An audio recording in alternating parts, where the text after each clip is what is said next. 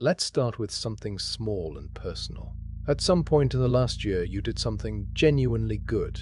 Maybe you gave money to someone who needed it. Maybe you volunteered. Maybe you helped a friend move apartments on a Sunday when you had absolutely no reason to be awake.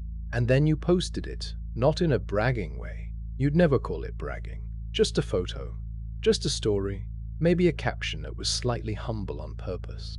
And a few hundred people saw it and reacted, and you felt good, and that was that.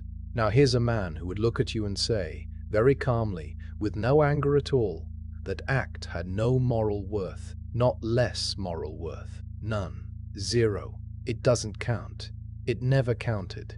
His name was Immanuel Kant. He is, by a lot of serious estimates, the single most important philosopher of the last 400 years, the guy whose ideas split Western philosophy into two branches that still don't fully talk to each other, and he built a moral system so demanding, so precise, so completely uninterested in your feelings about yourself, that almost nobody has ever managed to live inside it for a full week. He also never traveled more than about 100 kilometers from the town he was born in. He never married.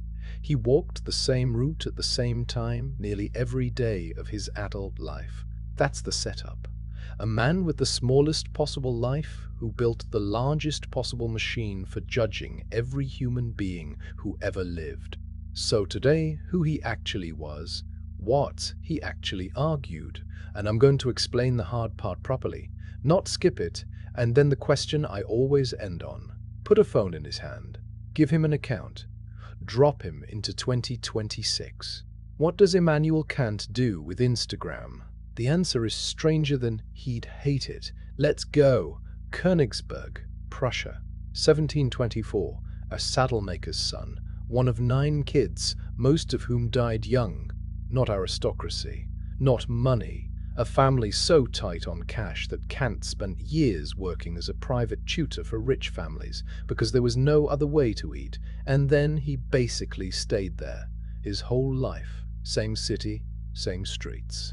You've probably heard the legend. He was so punctual on his afternoon walk that the neighbors set their clocks by him. That story's been repeated for 200 years, and honestly, it's the kind of story that's too clean to be fully true. But it stuck for a reason. It stuck because it matched the man. Here's the part the legend gets wrong though, and I want to fix it before we go further, because if you're picturing a cold, joyless robot, you're picturing the wrong guy. Kant was funny, genuinely funny. He was one of the more sought-after dinner guests in his city. He liked wine. He liked long lunches with company, and he had a rule about it: never eat alone, and never talk shop at the table. He was interested in absolutely everything. He wrote about the Lisbon earthquake, and though his explanation was wrong in almost every detail, he did something remarkable for 1756. He treated a catastrophe as a natural event with natural causes instead of a punishment from heaven. He wrote about the moon. He wrote about whether other planets have people on them, and he had opinions about what those people would be like, which is a very funny thing to have opinions about. So no, not a robot. A wildly curious man with an extremely small map, and that's the tension I can't get past. Everything he wrote is about the limits of the human mind, about what a person can and cannot possibly reach from where they're standing, and he wrote it from a place he never left. Now, all of that is biography. Interesting, but not why he matters. Let's get to why he matters. Before we open his ideas, one thing, and this is useful to you far beyond this video. When you pick up a difficult thinker, don't start with what they concluded. Start with the question they were trying to answer. Because a philosophical system isn't a pile of opinions. It's a machine built to solve one specific problem, and every gear inside it is shaped by that problem. If you don't know the problem, the gears look random. You read a page, you understand every individual sentence, and you still have no idea what's happening. That's the experience most people have with Kant. It's not because they're not smart enough, it's because they're reading the middle of a solution without knowing what's being solved. So here's Kant's question. Write it down somewhere, because for the next 20 minutes, whenever you feel lost, this is the thread back. How can a person be part of nature? a physical body made of matter obeying physical laws, and also be free enough to be held morally responsible for anything. That's it. That's the whole thing. Everything he ever wrote is scaffolding around that question. And notice how strange it is. He's not asking, what's the right thing to do? He's asking something more foundational and more panicked. Is morality even possible? Because if you're just a physical object, and physical objects do what physics tells them to do, then you should have done better is a sentence with no meaning. You'd be blaming a rock for falling. He needed a way out, and the way out is one of the wildest moves in the history of thought. To understand the move, you need the problem that triggered it. There was a Scottish philosopher named David Hume, and Hume noticed something that sounds obvious for about 3 seconds and then quietly destroys your understanding of reality. Hume said, "You have never once observed causation. Watch. You flip a switch, the light comes on. You'd say the switch caused the light. But describe only what your eyes actually delivered. First, a hand moves the switch. Second, a room gets bright. 2 events, back to back. That's the entire content of the experience. Where was the because? Point to it. What color was it? How loud was it? You never saw it. You've never seen it. Nobody has ever seen a because. What you saw was one thing, then another thing, and your mind supplied the glue. So Hume's conclusion, causation isn't a feature of the world out there. It's a habit in here. You've seen switch then light so many thousands of times that your brain now expects light the instant a switch moves, and that expectation feels like knowledge. It isn't. It's muscle memory wearing knowledge's clothes. Kant read that and it broke something open. He later said Hume woke him from his dogmatic slumber, which is one of the great phrases in philosophy, and I like that he admitted it. A man in his 50s saying in public that he'd been asleep. Because look at what Hume just did to Kant's project. If causation is only a mental habit, then science is built on sand. Physics, which everyone agreed was the crown jewel of human achievement, would be nothing but a very organized superstition. Most people would panic.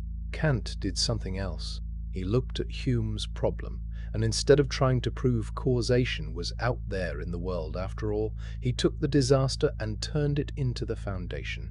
Fine, he said. Causation comes from the mind. But what if that's not a weakness? What if that's exactly how knowledge works? Here's the move.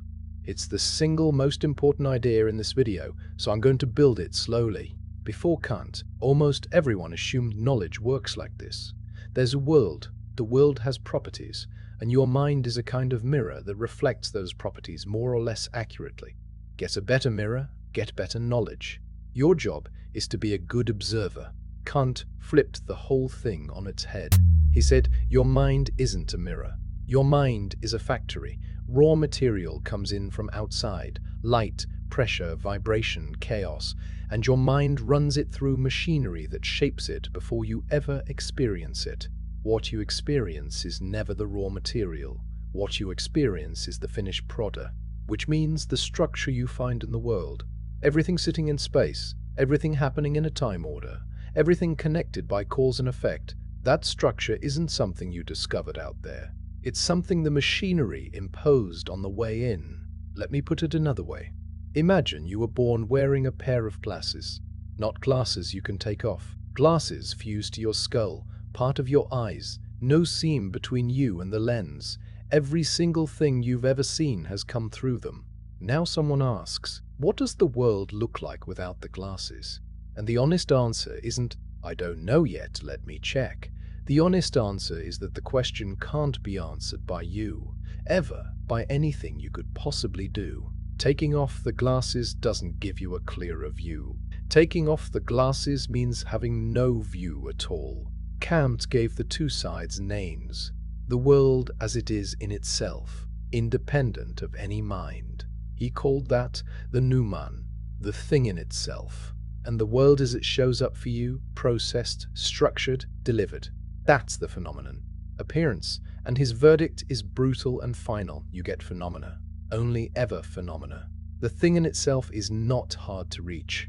It is structurally unreachable. And no telescope, no microscope, no future technology changes that, because the barrier isn't distance or resolution. The barrier is that knowing anything at all means running it through the machinery. He was proud enough of this to compare it to Copernicus. Copernicus said, "Stop assuming the sky moves around the observer." Kant said, "Stop assuming the mind moves around the object. The object, as you know it, moves around the mind." Now stay with me, because there's a question sitting right underneath this that most people miss, and it's the question that makes the whole system work. If every mind builds its own version of the world, why do we all agree? Why can I point at a chair and you see a chair? Why does physics work for everyone? If reality is constructed inside each skull, shouldn't we each get a private universe? And Kant's answer is the load-bearing beam of everything that follows, because the machinery is the same in all of us. Space, time, causality, quantity, all the structuring equipment, that's not personal. It's not cultural. It's not a matter of taste or upbringing. It's standard human issue, identical in every functioning human mind, which is why we all end up in what feels like the same world. Hold on to that. Seriously, put a pin in it. It's going to come back at the end, and it's going to hit much harder than you expect. At this point, you might be thinking, okay, but this is depressing. He just told me I can never know reality. Great. But watch what he does with the wreckage, because this is where he stops being an epistemologist and becomes what he actually always was. A moral philosopher with a plan. He wrote a line I think about constantly. He had to deny knowledge in order to make room for faith. Here's what that means in practice. If the physical world of appearances is where causation lives, if cause and effect is machinery your mind applies to phenomena, then causation reigns absolutely inside that world. Every event, every motion, every collision, locked into the chain, but you're not only an appearance. Something in you doesn't belong to that world of appearances.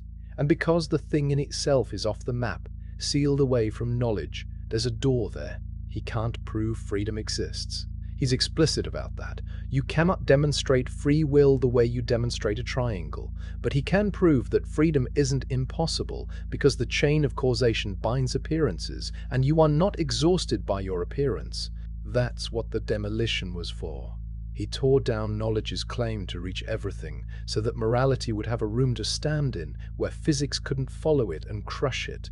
Which brings us to the actual thing he wanted to build the whole time. So, morality is possible. Now what is it?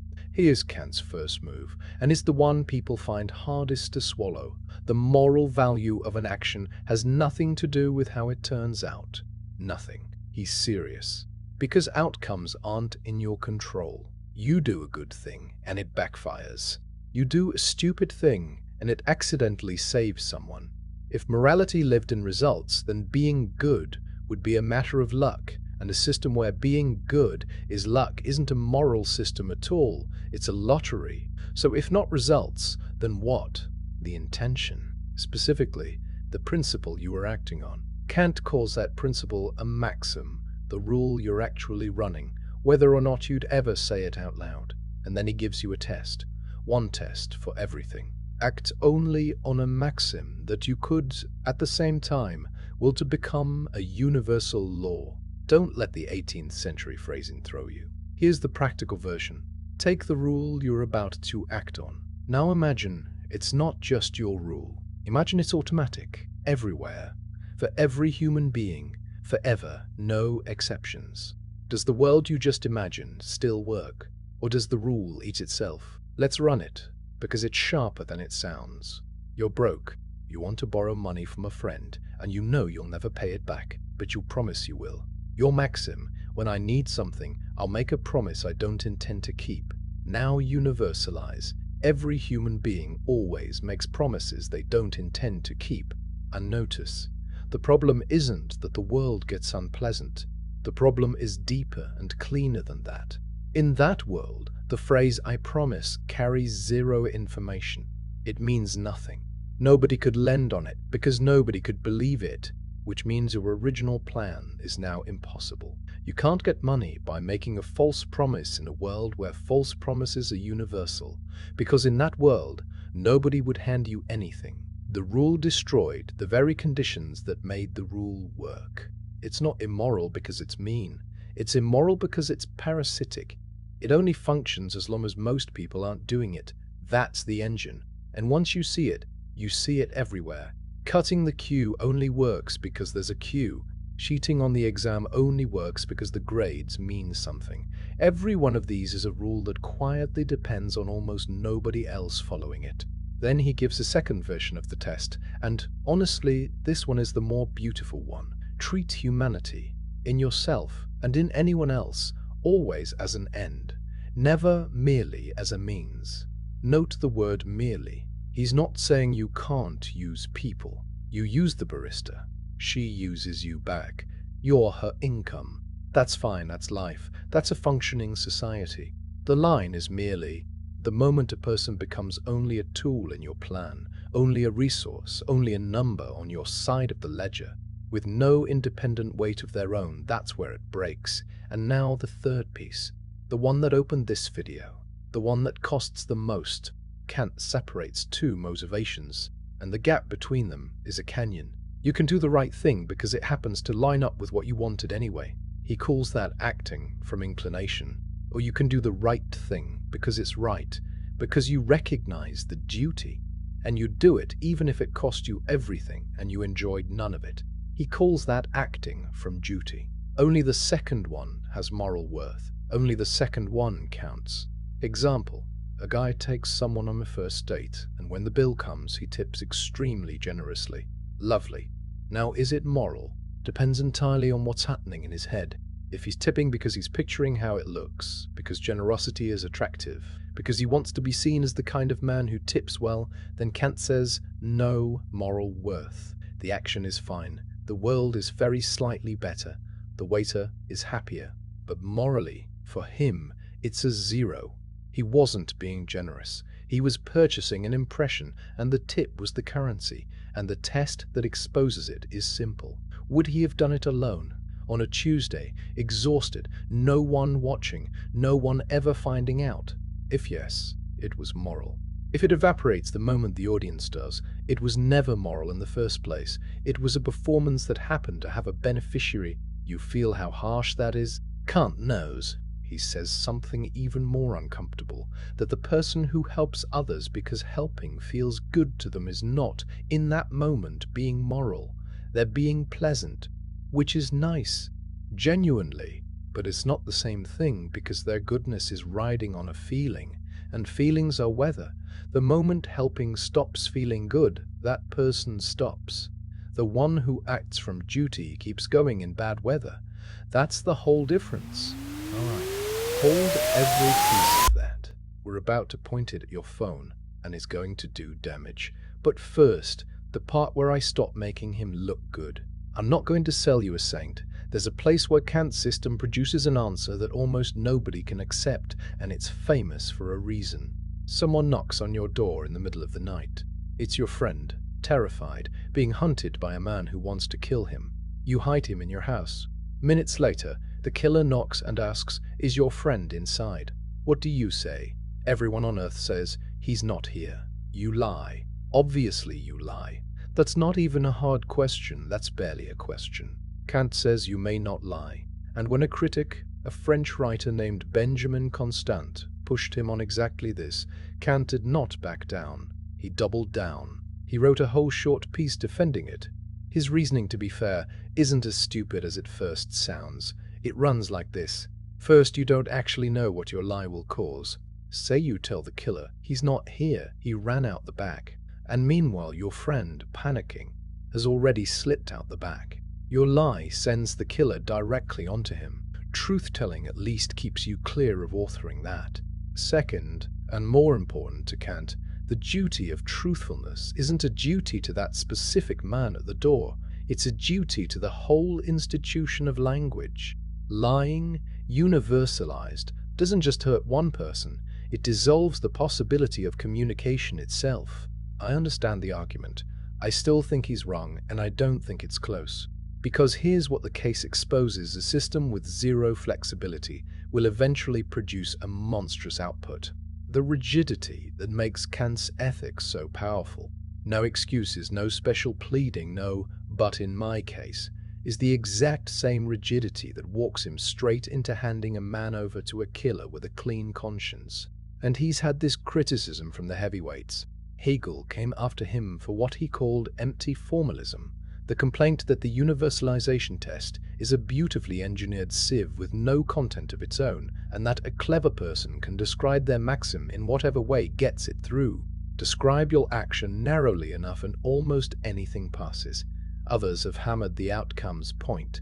Tell the family of someone who died because you refused to lie that at least your maxim was consistent, and see how that goes. So no, I'm not handing you Kant as the final answer. I'm handing you the most rigorous attempt anyone ever made, with a crack in it that you should keep your eye on. Now, the phone. Here's where it gets genuinely strange, because Kant is not like the others I've put through this.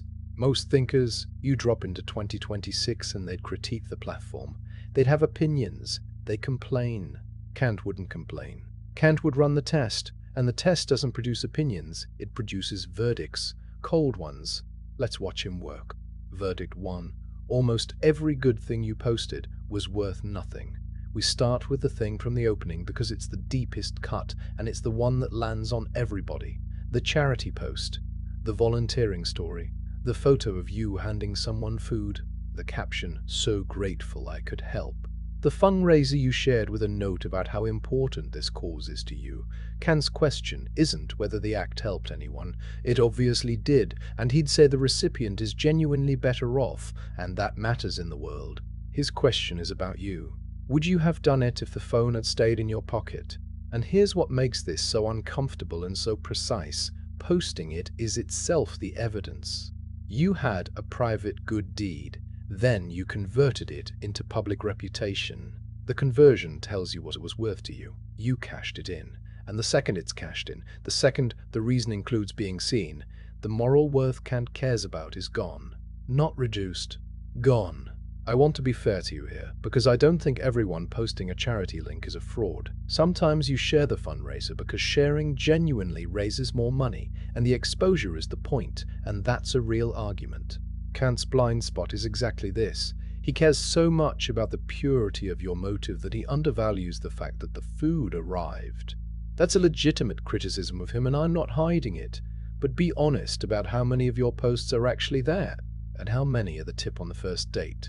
Verdict 2. The highlight reel fails his test on its own terms. Now the bigger one. Because this isn't about a specific post, it's about the entire logic of the platform, and I think this is where Kant becomes genuinely devastating. Take the standard maxim of a curated feed. I will present a selected, edited version of my life as though it were my life. Now universalize it. Everyone.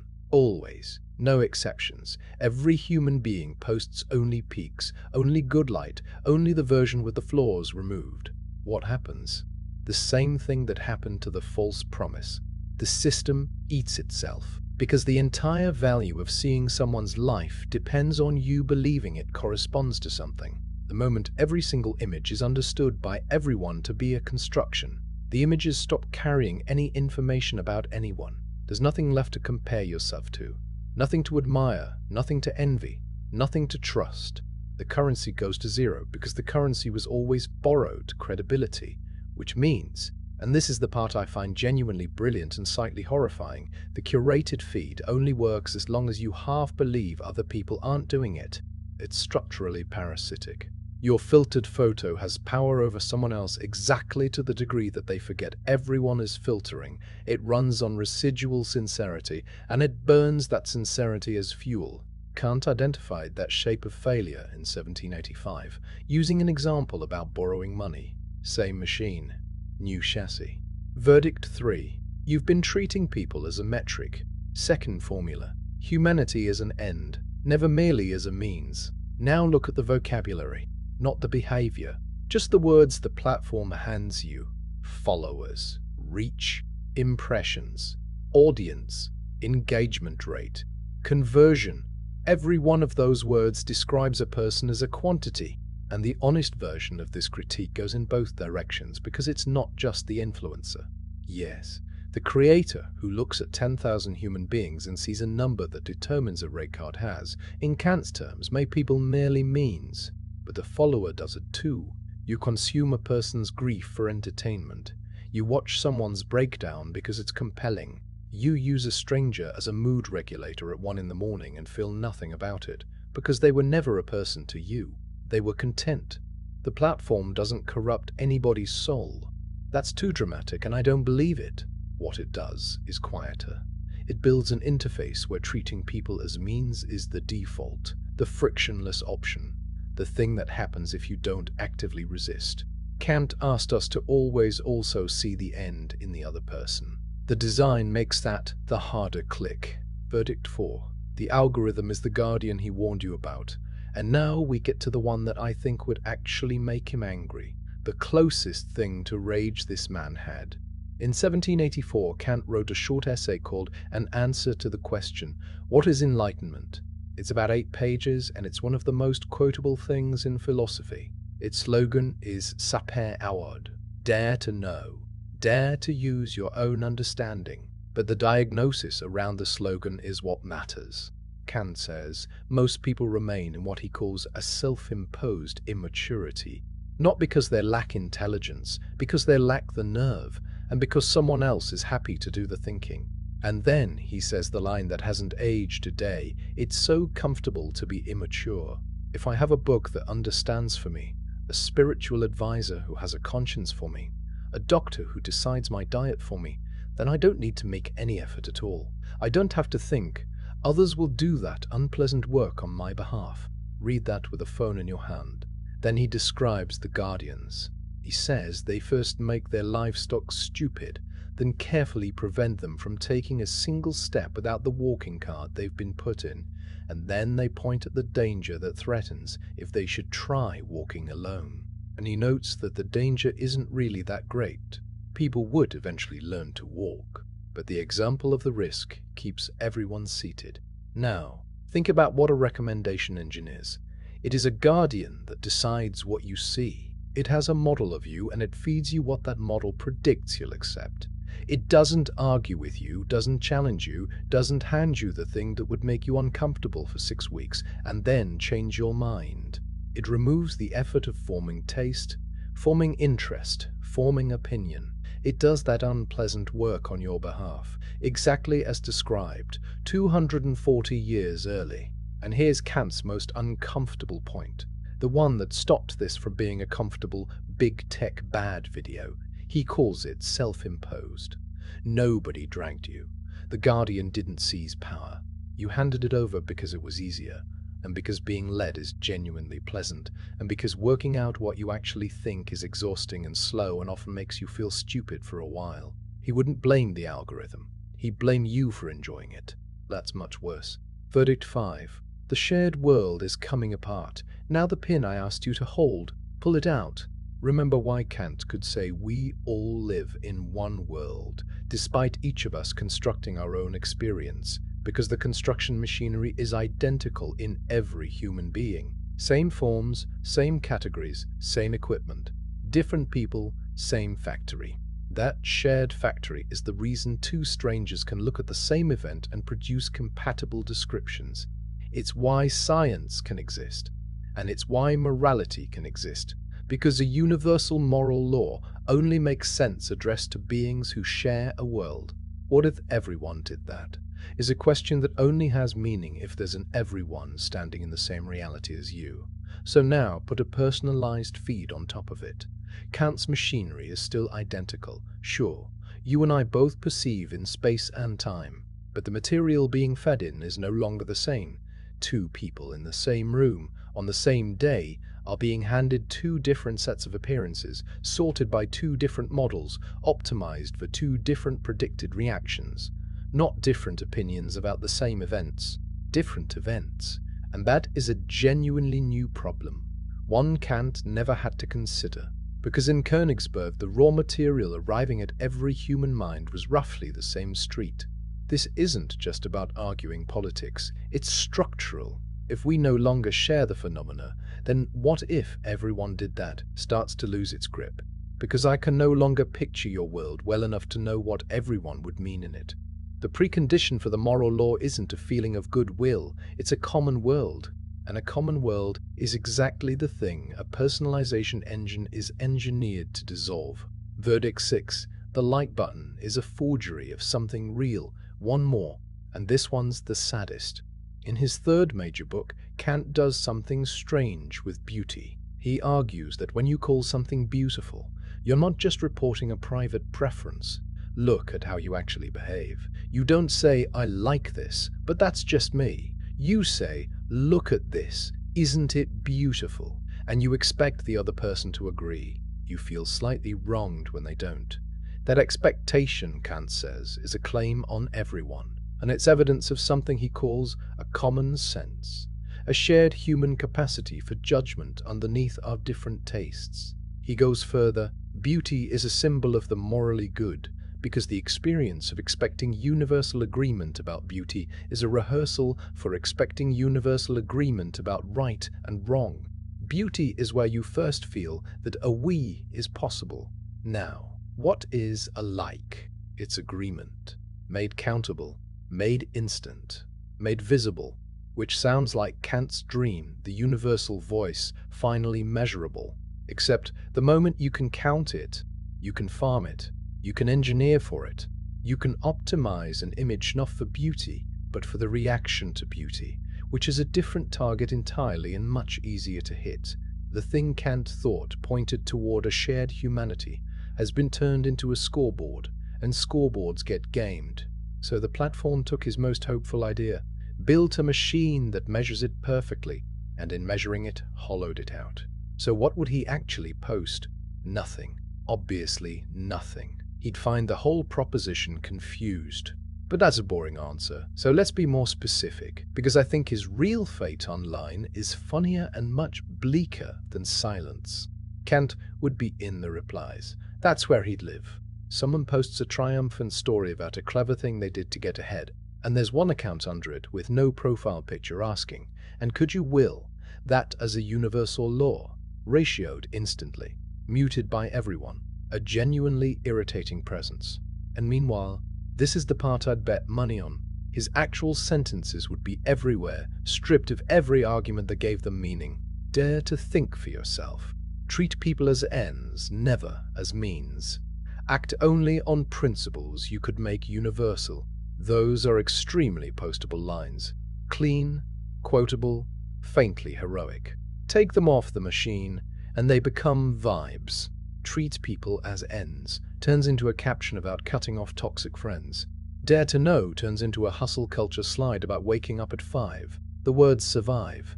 The system that made them mean anything gets left behind, because the system is 600 pages of extremely difficult German, and the caption is 9 words. You've watched this happen. Not to Kant necessarily, to Marcus Aurelius, to Nietzsche, to half the Stoics, to anyone whose sentences are short enough to fit over a photograph of a mountain. And there's a real irony in it, which is that this is precisely what Kant was warning about. A thought you didn't build, handed to you pre-assembled, that saves you the unpleasant work. That's not enlightenment. That's the walking cart with a nicer paint job. Let me land this honestly, because I've spent a while pointing at his cracks, and I don't want you to leave thinking he's a museum piece.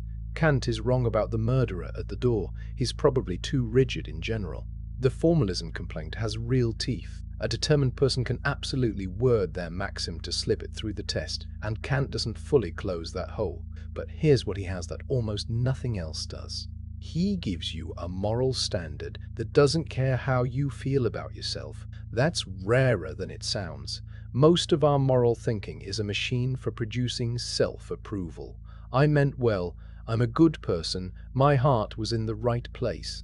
Kant's test doesn't accept that as input. It doesn't ask about your heart. It asks about the rule you were running, and then it asks whether that rule survives being handed to everyone. And it's completely immune to the excuse that runs our entire century. But everyone does it. Kant's test is that sentence taken seriously instead of used as cover. You want to say everyone does it? Fine. Let's actually imagine everyone doing it. All the time, forever. Now look at what you built. Most of the things we defend with "everyone does it" don't survive 10 seconds of that.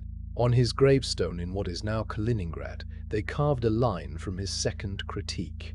2 things, he wrote: fill the mind with ever-increasing wonder and awe the longer you think about them, the starry sky above and the moral law within. I find that line almost unbearably human because of what it admits. He spent his entire career proving the limits of what we can know, that the thing in itself is sealed off, that we're locked inside our own machinery, that the honest answer to most metaphysical questions is you can't get there. And then he looks up anyway.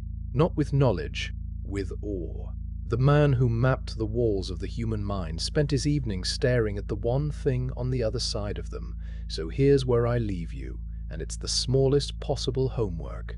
Kant's question was never, "Are you a good person?" He'd find that question almost meaningless, too vague, too easy to answer in your own favor, too obviously designed to make you feel resolved. His question is colder, and it's much harder to wriggle out of. Open your phone, go to your profile, look at the last thing you posted, not the caption, the reason, the actual rule you were running when you posted it. Say it plainly, the way you'd say it if nobody could hear. Now do the only thing he asks. What if everyone did that? Next time, another dead thinker, another phone, and we find out what survives contact with your feed. Until then, do the unpleasant work. Nobody's going to do it for you, and the ones offering are exactly who he warned you about.